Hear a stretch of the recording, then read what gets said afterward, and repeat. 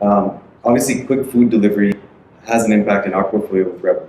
And I think as we've thought about it at Rebel, let's say, the conversation has been, look, we have the infrastructure, we have the asset base, we have the kitchens.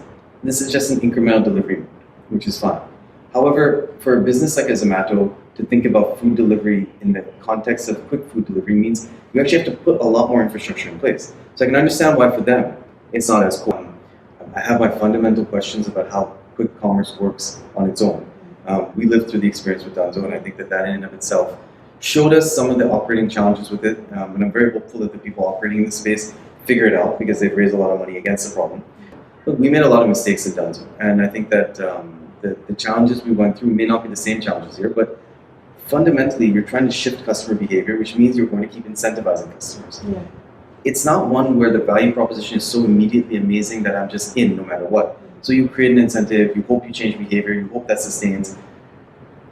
There's a lot that has to click for that to work. Now, again, in Zomato's defense or benefit, they have some of that infrastructure from a delivery perspective in place. The store cost is a store cost, and there's some CapEx requirement for that. I do think it's not a slam dunk as a thing, and I'd be very worried on an ongoing basis at the pace at which people are willing to endure loss in this space with the expectation that it's behavior change. I mean, let's just go back and look at e-commerce. E-commerce itself doesn't make money. And that's a hard enough game as it is.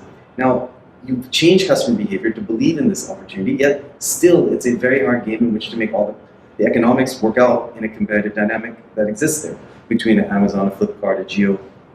So what are you going to do now in quick commerce when there's multiple people at that? You've incurred the CapEx. You have to figure out how to keep growing. And when the answer is, look, it'll work out at scale, I worry about that because it should start to work at some basic level.